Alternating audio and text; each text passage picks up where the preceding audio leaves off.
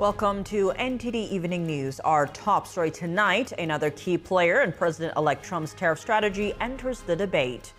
President-elect Trump's tariff strategy continues to reverberate around the globe, the Canadian leader warning that it could hurt American business. The latest in tariff discussions. President Biden will be wrapping up 4 years in the White House in about 7 weeks. NTD's Jason Blair brings us a look back at some of the president's accomplishments. At least 6 Democratic lawmakers say they were threatened with bomb threats while celebrating Thanksgiving with their families. What we know so far. Once lawmakers return to Washington next week, they'll have fewer than 20 days to reach an agreement in order to avoid a government shutdown right before the Christmas holidays. And Black Friday kicked off today. Do holiday shoppers still see Black Friday as the powerful force for retail sales that it used to be? NTD speaks with some shoppers to find out.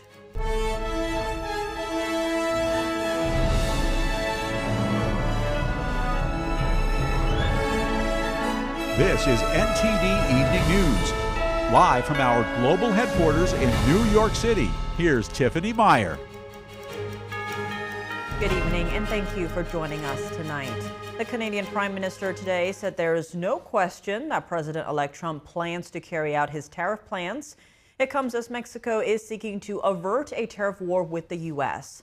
Joining us now live in studio is NTD's White House correspondent, Iris Tao. Good evening, Iris. Good to have you here again. Now, what is the latest reaction to Trump's tariff plans? Sure. So ever since Trump earlier this week vowed that he's going to slap a 25% tariffs on both Canada and Mexico, there's been world leaders reacting to it almost every day. And the latest that came in tonight is that a government plane usually carrying Canadian Prime Minister Justin Trudeau has landed in West Palm Beach, according to public flight tracker. Although we are not sure yet if that means a confirmed meeting between Trudeau and Trump potentially at Mar-a-Lago, but it comes right after the two had a call earlier this week on Monday, and the Trudeau also summoned his government officials to have a discussion on Wednesday. And today, Trudeau telling reporters at a press conference that he thinks Trump is serious about implementing his vowed tariff plan. Specifically, he said that, quote, "One of the things that is really important to understand is that Donald Trump, when he makes statements like that, he plans on carrying them out." And Trudeau adds that while he believes the tariffs would hurt both Canadians and Americans, he thinks the two countries should really come together to find a win-win solution, meaning that more discussions will be following. And this all comes after Trump earlier this week says that he's going to use the tariffs to force the two countries to stop what he calls an invasion of drugs and illegal immigrants, saying that if they don't stop, he's going to implement those 25% tariffs on all goods coming from Mexico and Canada. Meanwhile, just this week, the Mexican leader was also reacting. She said on Thursday that she's confident that a tariff war with the U.S. could be averted, adding that she's going to do it not by closing the Mexican-U.S. border, but rather to build bridges between the two governments. But that also comes after Trump earlier this week, while saying that the two had a very constructive call, that a Mexican leader has agreed to stop migrants from crossing the U.S. border illegally, and he says effectively closing the U.S.-Mexico border. Of course, more discussions are to follow, and we will hear more from the two leaders in the coming days about what exactly will happen, of course, potentially before even Trump takes office. And Iris, as the tariffs are expected to impact Americans as well, what are some of the domestic reactions to Trump's plan? So sure, President Biden on Thursday reacted to it by telling reporters that he thinks the tariffs are counterproductive, saying that it's not good for the relationship between the two most important U.S. allies and the U.S. Watch. We're surrounded by the Pacific Ocean, the Atlantic Ocean, and 2 allies, Mexico and Canada. And the last thing we need to do is begin to screw up those relationships. But of course, Republican lawmakers in Congress are praising Trump's strategy, saying that it's an effective way to curb illegal immigration and the inflow of fentanyl into the U.S. All right, Iris, thanks for joining us. Of course. President Biden will be leaving office in January. Despite some notable disagreements with lawmakers on Capitol Hill, Biden was able to sign several significant bills into law. NTD correspondent Jason Blair brings us some of the highlights. Despite a rather disagreeable environment on Capitol Hill, 4 years of a Biden administration saw quite a few rather noteworthy bills being signed into law. This is especially so during Biden's first 2 years when Democrats had more control in the Senate and the House. One notable bill is the Inflation Reduction Act. While the name is a little misrepresentative, it was heavily focused on climate change. It's considered by many to be the largest legislative action on climate in the nation's history. It also focused on lowering prescription drug prices. It gave Medicare the ability to negotiate these prices with pharmaceutical companies, and Biden proudly announced the first 10 prescription drugs earlier this year. Do we have enough insurance? Can we afford the medical bills? We'll have to sell the house to get a second mortgage. There are discussions that took place in my house and your house. Kamala and I both get it. We know it isn't just about health care. It's about your dignity. No, it's about your dignity. It's about peace of mind. It's about security. It's about taking care of your family. It's about giving folks just a little bit more breathing room. That's all. Then there's the Infrastructure Investment and Jobs Act, or bipartisan infrastructure deal. Biden has been particularly proud of his bipartisan bills, and the $1 trillion infrastructure bill had 19 Republicans supporting it in the Senate, including Minority Leader Mitch McConnell, and 13 Republicans in the House. The bill allocated funds to repair and expand transportation, broadband internet, power infrastructure, and clean drinking water. A few more notable mentions include the 2022 CHIPS and Science Act. This provided about $53 billion in government funding to enhance domestic semiconductor production, reducing dependence on China. And the $1.9 trillion American Rescue Plan, which was brought in response to the COVID-19 pandemic, and one of the first major legislative efforts Biden made after coming into office. Reporting in Washington, D.C., Jason Blair, NTD News. At least 6 Democratic lawmakers from Connecticut say they received bomb threats on Thanksgiving, including Senator Chris Murphy and Representatives Joe Courtney, Johanna Hayes, and Jim Himes. All 4 issued statements saying they were targeted. Law enforcement looked into each threat and said there was no evidence of a bomb. Officials have previously said these threats often come from people overseas looking to draw attention. It came roughly 24 hours after similar threats were made against some of President-elect Trump's cabinet and administration picks. The FBI said it's working with other law enforcement to investigate these threats. Lawmakers will have fewer than 20 days to reach an agreement to avoid a government shutdown. The funding battle this year has the added pressure of an emergency budget request from the president during the final days of the lame duck session in Congress. Our Washington correspondent Luis Martinez has more on this story. Lawmakers have to pass next year's National Defense Authorization Act, the Farm Bill, government funding for fiscal year 2025, and tackle President Biden's $98 billion supplemental funding request for FEMA before December 20th.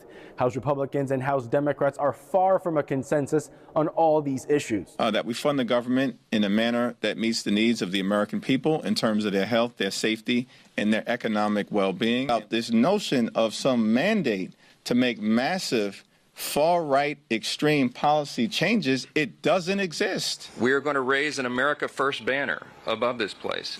This leadership team standing behind me has been preparing for this moment, and we are ready to deliver on America's mandate in the next Congress. We will be ready on day one. We are prepared this time.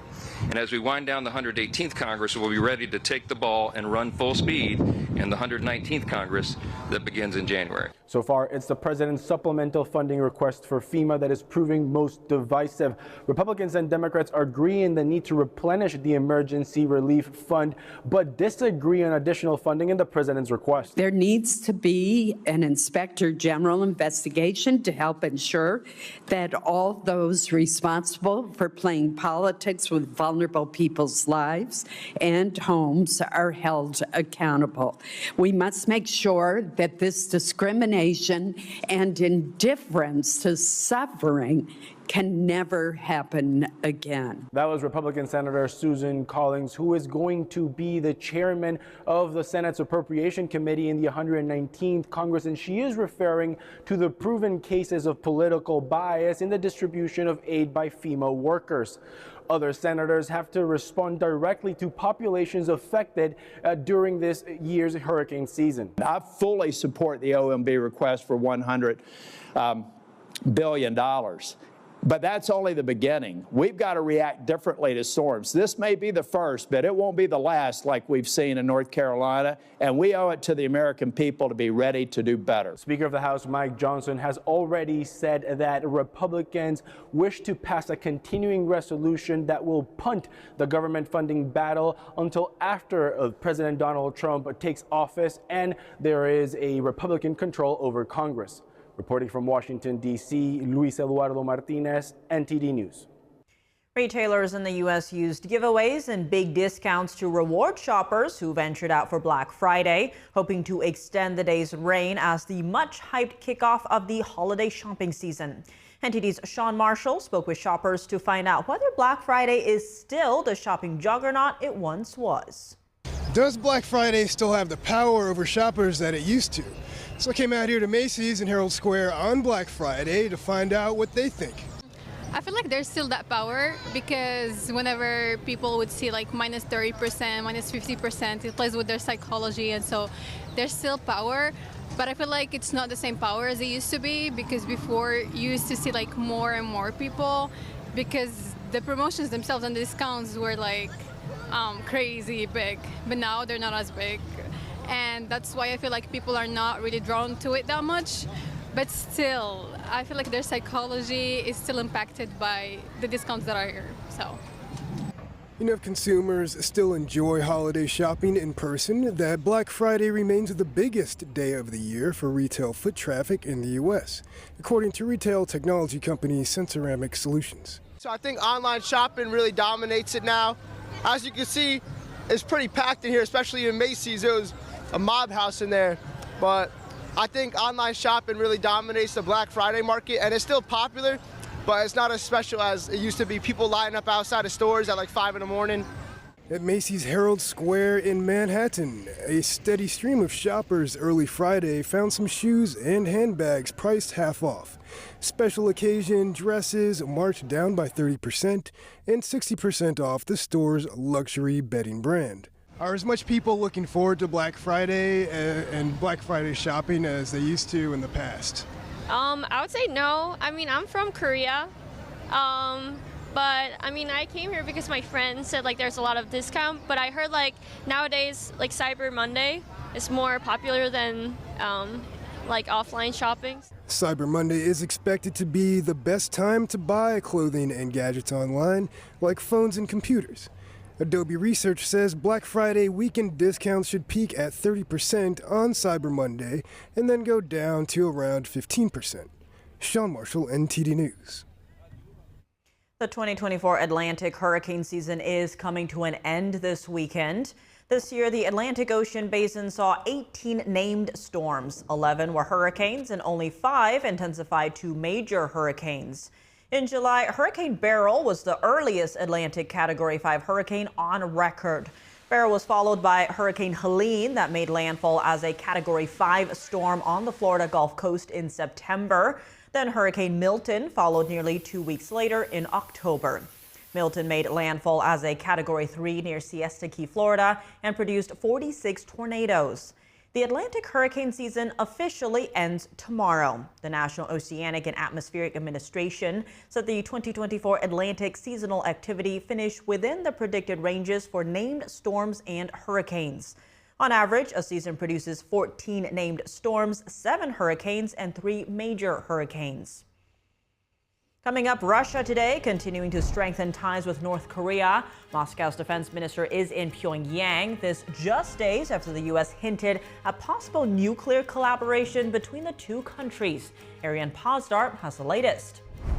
And the Canyon Crest fire in California, which ignited on Thanksgiving evening, has scorched over 250 acres. The blaze has prompted evacuation warnings in Riverside and San Bernardino counties. That and more when we return.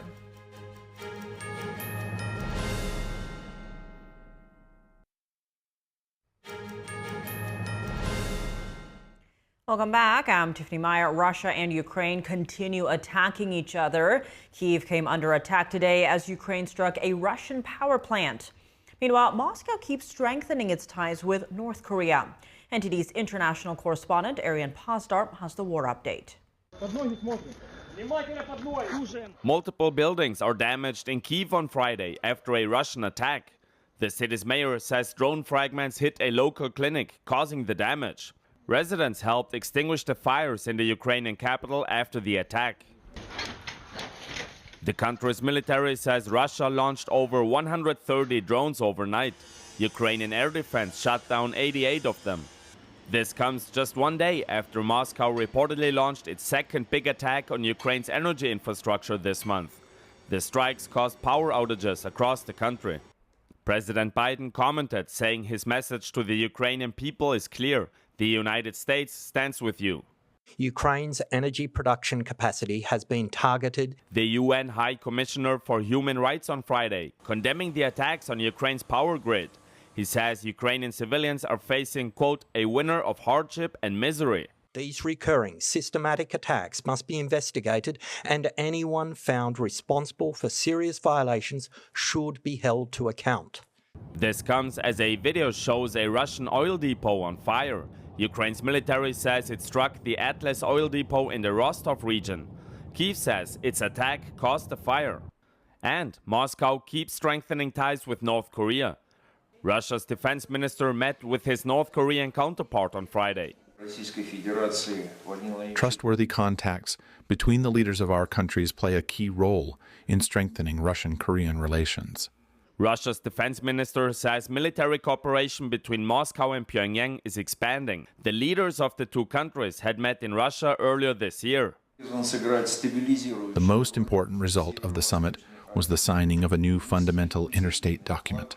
The treaty formally strengthened ties between the two nations. Concerning the West, just this week, the State Department said it's monitoring whether Russia is increasing North Korea's nuclear capacity.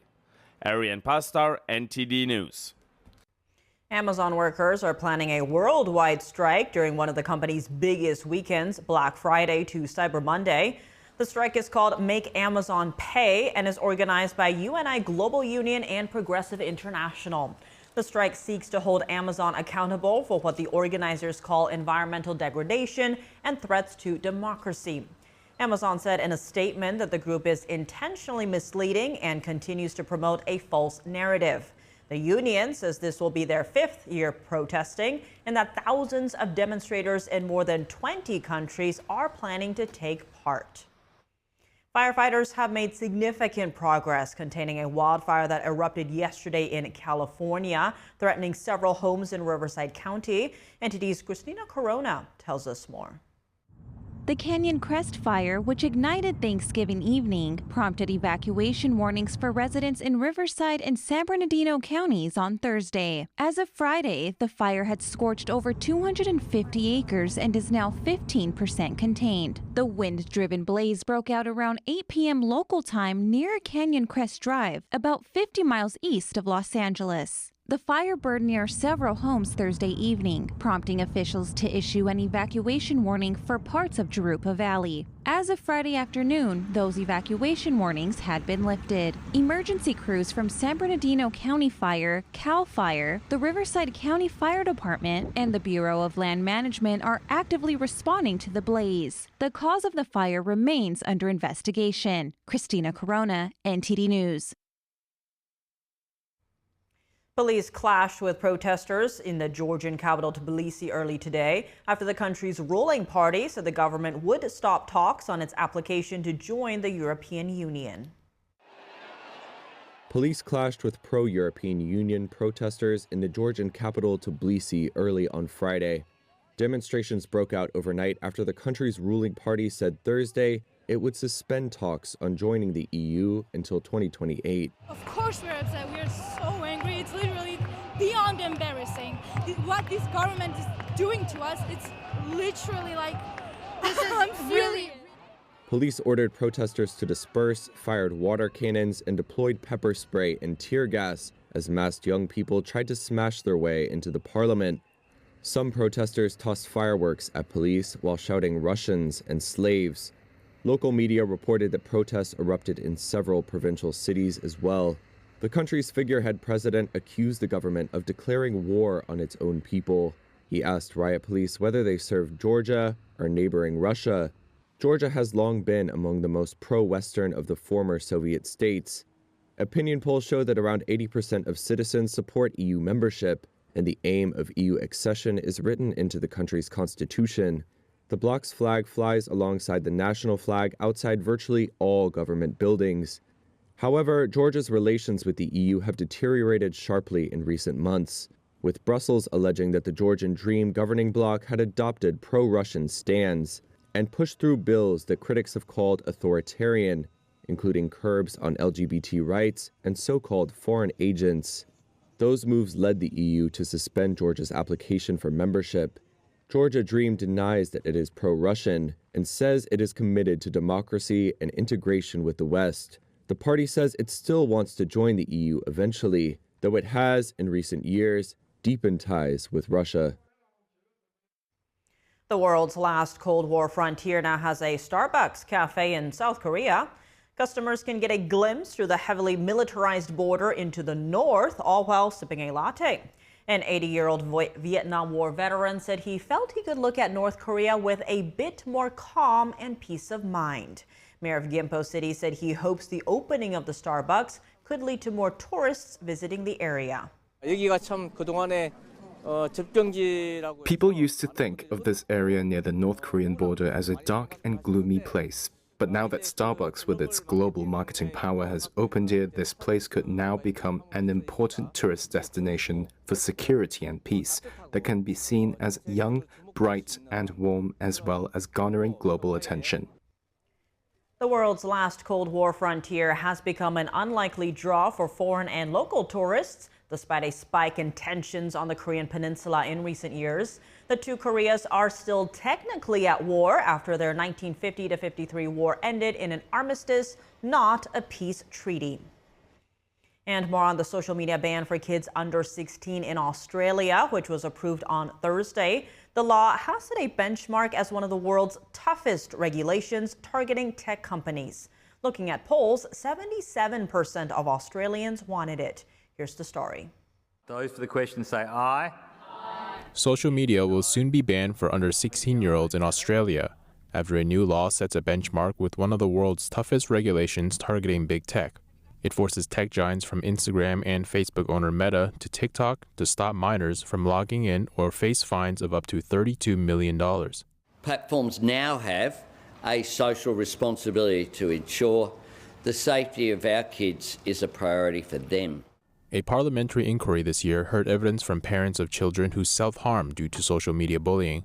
Ali Halkich is a father whose 17-year-old son took his own life in 2009 following social media bullying. To be honest with you, I'm proud to be Australian today, and all the government and the politicians from both sides to unite on such a front. 16-year-old user Lamb acknowledges its potential harm, but says it is deeply ingrained in society and the law will force young people to more dangerous parts of the internet. With such like a clear-cut ban, I believe that it will only create a generation of young people who will be more technologically literate in bypassing these like walls. The ban also faced opposition from privacy advocates and some child rights groups. I don't think it's a good thing, really, because I think that it's not going to stop it, and also the government's taking control of things that it's parents' responsibility. Because parents are going to keep still using their social media, aren't they? And their kids are going to be watching them doing it. So what's the point, really? But 77% of the population wanted it, according to latest polls. Social media for kids is not really appropriate. Sometimes they can, have a look something that they shouldn't. Speaking on behalf of social media platforms, Australia's Digital Industry Group Managing Director Sunita Bose said the bill was rushed through Parliament. In some ways, it's cart before horse because we have the bill, but we don't have guidance from the Australian government around what are the right methods that a whole host of services subject to this law will need to employ. In submissions, Google and Meta said the ban should be delayed until an age verification trial finishes, expected in mid-2025. The ban, considered a political win for the Australian Prime Minister for now, will be watched as a test case as a growing number of governments look to implement similar legislation. Skiers at Germany's highest mountain, Zugspitze, are overjoyed today as slopes officially open for the 2024 ski season.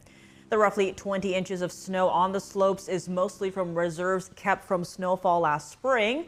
But for skiers, it doesn't really matter, though, where the snow comes from, as long as they can ski on it.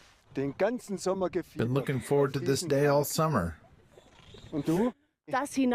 As always, getting up was a pain. It was better than expected. But up here, it's like always. It's indescribable. It's just beautiful. It's just the air, the weather today. It's marvelous. Yes, it's really cool. And that there's not so much going on and the weather is great. It's just a shame that not all the slopes are open. But look, it'll be great. We don't have any snowmaking infrastructure up here, which means we simply count on the natural snow we get from above through the depots that we build. But we also have a pedestrian rate of 50% up here in winter and over 75% during the holidays. This means we are not entirely dependent on the ski slopes and snow conditions. We have a wide range of hiking trails, toboggan runs, exhibitions, and guided tours. Coming up, President-elect Trump announces a plan to combat the fentanyl crisis. A former director of the DEA's Special Operations Division and a mother who lost her son to fentanyl join us for a live panel discussion on Trump's plan.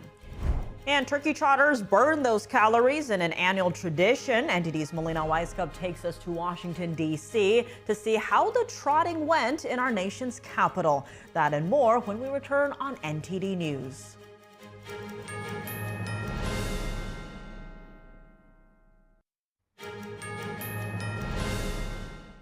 Welcome back. If you're just joining us now, here are some of today's top headlines. Canadian Prime Minister Justin Trudeau warned that President-elect Trump's proposed tariffs on Canada and Mexico would raise prices for Americans. Meanwhile, Mexican President Claudia Sheinbaum said she is confident that a tariff war with the U.S. will be averted. And President Biden said he hopes Trump would rethink the tariffs. At least 6 Democratic members of Congress from Connecticut said they were targeted with bomb threats on their homes. They include Senator Chris Murphy and all 5 House members. Police who responded said they didn't find any evidence of explosives on the lawmakers' properties. Congressional lawmakers will have fewer than 20 days to reach an agreement to avoid a government shutdown. They must pass the 2025 National Defense Authorization Act and tackle the president's $98 billion supplemental funding request for FEMA during the lame duck session of Congress. A record 183 million people are expected to shop in-store and online between Thanksgiving and Cyber Monday this year. Despite the convenience and ease of online shopping, Black Friday remains the biggest day of the year for retail foot traffic. President-elect Trump has vowed to combat the fentanyl crisis plaguing America, including the use of a large-scale ad campaign. Joining us now to share their thoughts on Trump's plan are 2 guests. Derek Maltz is the former director of the DEA's Special Operations Division and former chief of the New York Drug Enforcement Task Force. And April Babcock, who lost her son to fentanyl, is the founder of Lost Voices of Fentanyl.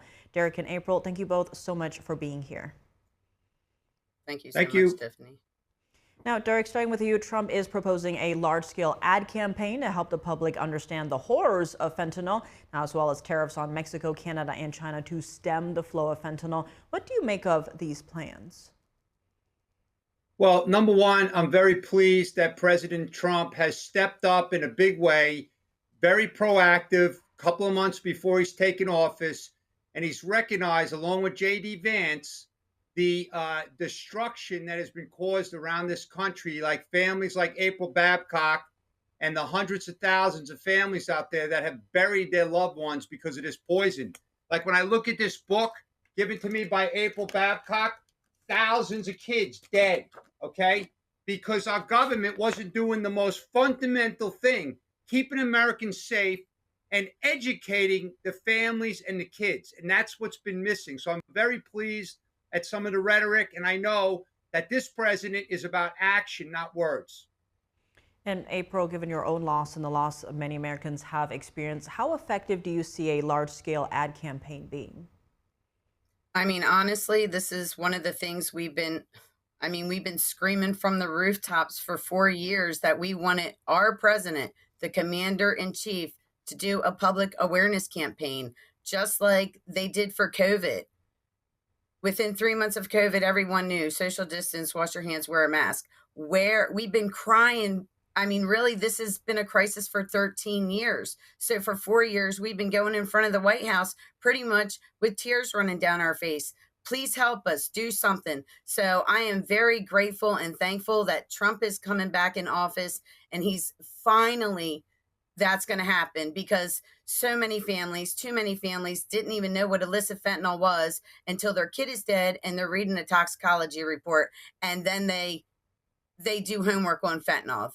A lot of people have no idea. So this needs to come from our president down. So every American, this is going to give tools to the parents that's never heard of it before. This is coming from our president warning Americans, and then they can educate their teenagers. They can educate their grandkids. This has been way overdue.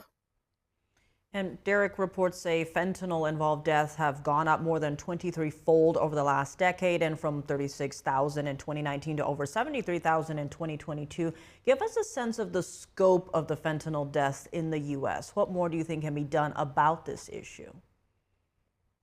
Well, first of all, let me just make this clear. I have no confidence in the CDC director and the stats that they're putting out. Number one, they're very delayed. They're inaccurate. A lot of the parents have complained that the cause of death of their own child wasn't properly reported. So for one, I'm looking forward to some accurate statistics. I also would like to know how much Narcan is being administered and given out, because I know Narcan is saving probably millions of people. We have no idea because no one keeps the stats. Like April said, during COVID, everyone knew COVID was killing, COVID was getting people sick every night on TV. And with the fentanyl crisis, which is the worst in the history of our country, we don't even know how many people are dying from fentanyl. So in my view, there's a lot more dead from fentanyl than we're hearing about.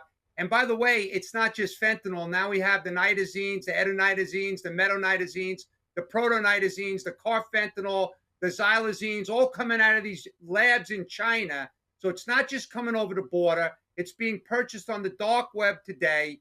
They're having their own pill operations and fentanyl processing operations in America. So it's getting out of control. But I'm very confident with President Trump and the team that he's bringing on. This is going to be addressed, and we're going to deal with the cartels. And they're going to be feeling the pain, because they need to be held accountable. Too many Americans have died. The cartels working with Chinese criminals have killed more Americans than any terrorist organization in the history of the country. So it's time that, we step up for the families. And it's families like April's and the army that's around the country that's out there on their own time raising money to try to educate the country. So I'm thankful for what's going to happen in the next couple of months. And expanding on that last part, April, as the founder of Lost Voices of Fentanyl, what more do you think communities or the government can do to tackle this issue of fentanyl? I mean, we really want drug dealers held accountable, and fentanyl traffickers. Fentanyl traffickers are serial killers.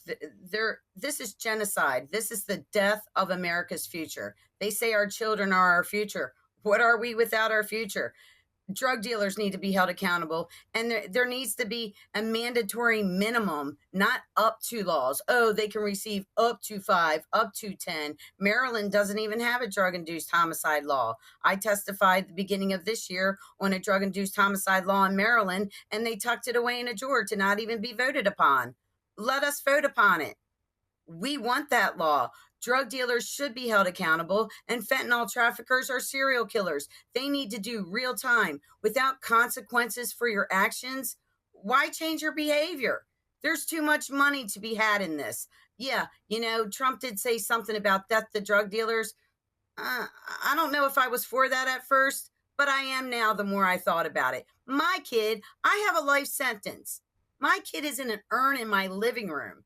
You know what killed my son? I did for 20 years. For 20 years, I dabbled doing cocaine, and I'm alive today. My son was born the wrong time. This is planned attack by China to kill us, to destabilize our country, to destroy our military. In another 10 years going at this rate, we're going to have no military. We want real action against China, and I think Trump is the only one that could possibly do it. And I don't even think tariffs are enough. And Derek, when it comes to how fentanyl comes into the country, people often talk about the border. Talk to us about how these drugs enter the U.S. So what are some avenues that might not come immediately to mind? Well, I mean, look, the Mexican cartels are, multi-billion-dollar entrepreneurs. They know how to get drugs into the country. They've been doing it a long time. They use tunnels, they use tractor trailers, they use, commercial aircraft, they use boats, they use containers, they use human smugglers, they have compartment traps in their vehicles. There's so many different ways, but I want to go back to something that's really important. So the advertising campaign, we really applaud that, but we want to make sure that every kid in America in schools, in elementary schools, right through into, high schools, have mandatory education, because unlike when I grew up, this is not like just smoking marijuana with 3% THC. Right now we have poisonous synthetic drugs coming into this country at record levels. So we have to make sure that we're addressing the demand as well as the supply. But I want to decimate the cartel's ability to operate and produce the poison because they're too sophisticated. They're operating with impunity. They've had no fear over the last 4 years because they were not being held accountable. When they come into the country, they commit crimes. They're being let out to commit more crimes. So I feel like the accountability is long overdue. And we just need to make sure our kids are educated because, taking the supply alone from the cartels is not going to solve the problem. We must educate all Americans that are vulnerable right now. And because COVID, depression, anxiety, addiction, mental illness is on the rise, so we have to take care of the kids. In April, one way fentanyl has been pouring into the U.S. besides the southern border is through something known as the de minimis loophole. Talk to us about that and what the solution here is. Yeah, so with de minimis, for people that don't know, it's anything under $800 coming into our country from China, virtually uninspected, tax-free, and there's no way to track this. So bad actors like drug dealers in China, they send precursor chemicals. The majority of pill processes have been shipped in to our country de minimis. We're right now receiving 4 million de minimis packages into the United States every day. How can CBP, they don't even have enough people to check 4 million de minimis packages every day. We want that closed. That can be done, honestly. Trump, Biden could have done it. He could have said, close the de minimis loophole now. He hasn't done it. So maybe Trump will do that because it's not just the southern border or the northern border. It's coming in here through de minimis. And I know families who have bought it on the dark web and it got delivered to their door and they're dead because it wasn't a Xanax or a Percocet. It was a fake pill, and pills aren't laced. They're either fake or real. So fake pills are flooding into our country. And right now the cartels, there's stockpiles of fentanyl in our country. So, when Trump gets in, this isn't going to, a lot of people think, the deaths are going to way decline.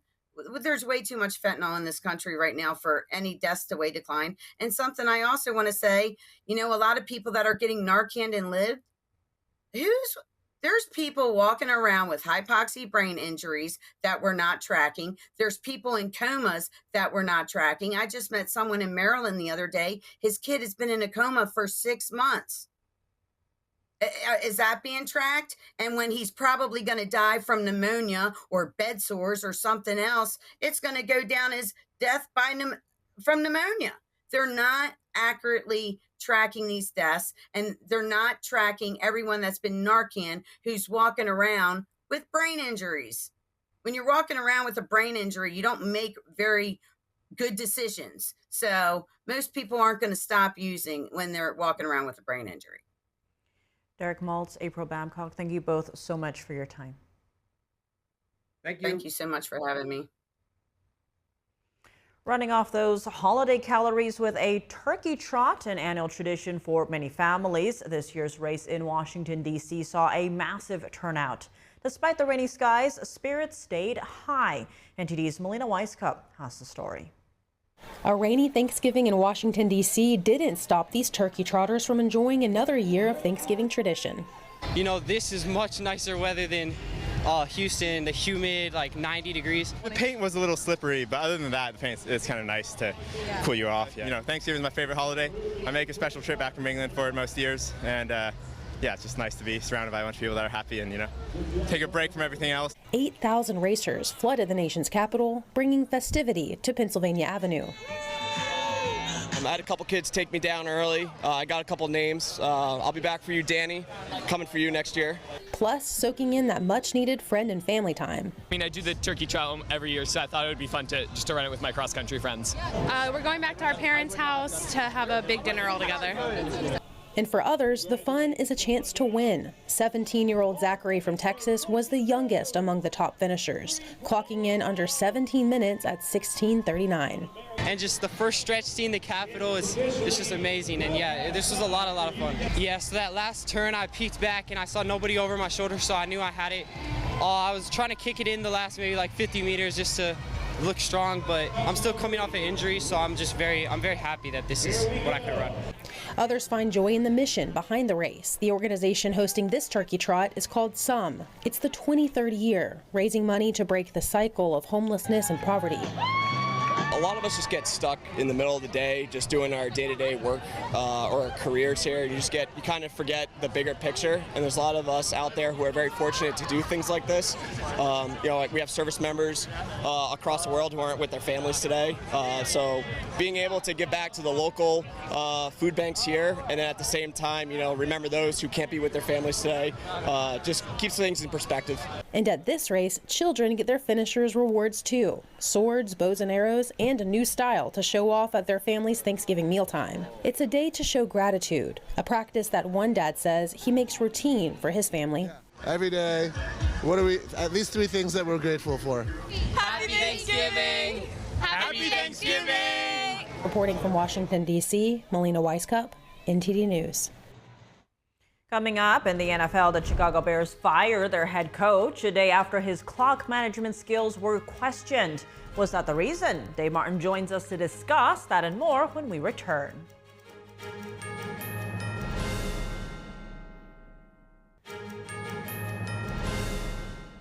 Welcome back. I'm Tiffany Meyer now for your sports news. We're joined by NTD's Dave Martin. Dave, a lot going on right now, but let's start in the NFL, where the Chicago Bears have fired head coach Matt Eberflus the day after his clock management was called into question. That's after a loss to Detroit. Was that cited as the reason? You know, the Bears didn't say, but this decision comes just a day after it, of course. The consensus was he should have called a timeout as soon as Caleb Williams was sacked with like 30 seconds left. I mean, of course, that's easy to say in retrospect. I understand why he didn't. You know, he only had 1 timeout left, and he wanted to save it in case, you know, they were tackled inbounds on the next play, and then he would have no other way to stop the clock in order to get a last-second field goal in, which they needed really to tie the game. But it was a hectic situation with Williams being sacked. You've got receivers like 40 yards down the field. They don't know exactly when the play ends, but they need to get everyone back to the huddle immediately, you know, so they can run the next play. It just took way too long. They snapped it with 6 seconds left. And just as the clock strikes 0, the pass goes incomplete and the game is over. So I just thought they needed a little more urgency at the end that could have done it. In any case, this was Chicago's 6th straight loss. I'm sure that played a part in this decision as well. Well, elsewhere in the NFL, the Super Bowl champion Kansas City Chiefs narrowly escaped with another close win today over the Las Vegas Raiders. Now, a late game turnover sealed the win. Yeah, the Raiders had a bad snap and resulted in a fumble with like 10 seconds left while they were down 2, and they were in field goal range too. So this is a total unforced error. The Chiefs really dodged a bullet here with this one. Now the Chiefs also today, they got running back Isaiah Pacheco back. He ended up splitting carries still with Kareem Hunt. Neither running back, though, really had a big game. The highlight was probably when Travis Kelce caught a pass. Then he lateraled to running back Samaje Perine, who got like 10 extra yards. You know, I don't think that was drawn up like that, but it got them, it really set up their only touchdown. Now, Kansas City still has the best record in the AFC, but only by a game really over Buffalo right now. But Buffalo beat them a couple weeks ago. Should these two end up tied with the same record, the tiebreaker would go to Buffalo. Now, elsewhere today in college football, number 11 Boise State won. They beat Oregon State 34-18. Number 25 Colorado beat out blew out Oklahoma State. It was like 52-0. Now, with those wins, Boise State probably stays in the playoff race. Colorado, meanwhile, they keep their hopes alive for a playoff spot. It's not probable for them.